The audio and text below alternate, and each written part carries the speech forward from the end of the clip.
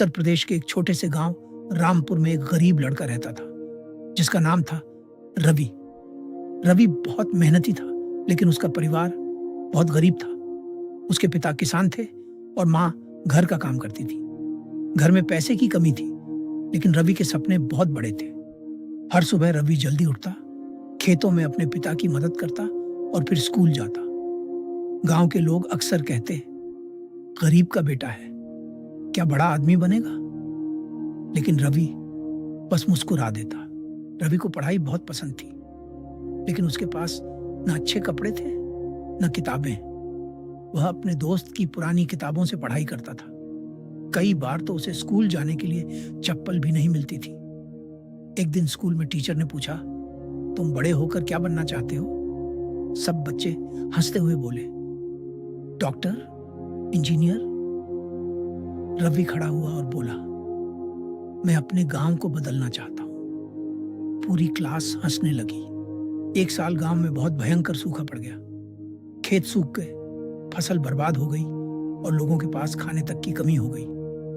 रवि के घर की हालत भी बहुत खराब हो गई। एक दिन उसके पिता ने कहा, बेटा, अब पढ़ाई छोड़नी पड़ेगी, घर चलाने में मदद करनी होगी। रवि की आंखों में आंसू आ गए, लेकिन उसने हिम्मत नहीं हारी। रवि ने सोचा, अगर मैं कुछ अलग करूं तो शायद गांव की मदद कर सकूं। उसने स्कूल की लाइब्रेरी से खेती के नए तरीके पढ़ना शुरू किया। उसे पता चला कि कम पानी में भी फसल उगाई जा सकती है। वह रोज खेत में नए नए प्रयोग करने लगा। गांव वाले उसका मजाक उड़ाते, ये लड़का पागल हो गया है। लेकिन रवि रुका नहीं। कुछ महीनों बाद जहां पूरे गांव के खेत सूखे पड़े थे, वहीं रवि के खेत में हरी भरी फसल लहलहा रही थी। लोग हैरान रह गए।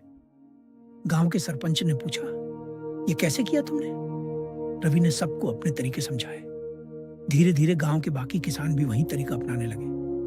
अगले साल गांव में भरपूर फसल हुई। गांव की हालत सुधर गई। जो लोग रवि का मजाक उड़ाते थे, अब वहीं उसकी तारीफ करते थे। सरकार तक उसकी कहानी पहुंची और उसे सम्मानित किया गया। रवि ने अपनी पढ़ाई फिर से शुरू की और आगे चलकर एक कृषि वैज्ञानिक बन गया। कुछ साल बाद रवि अपने गांव वापस आया और वहां एक बड़ा स्कूल और खेती सिखाने का केंद्र खोला। अब कोई बच्चा गरीब होने की वजह से पढ़ाई से वंचित नहीं था। गांव के लोग कहते, रवि सिर्फ एक लड़का नहीं, हमारा हीरो है। रवि मुस्कुराता और कहता, हीरो वो होता है जो हार नहीं मानता।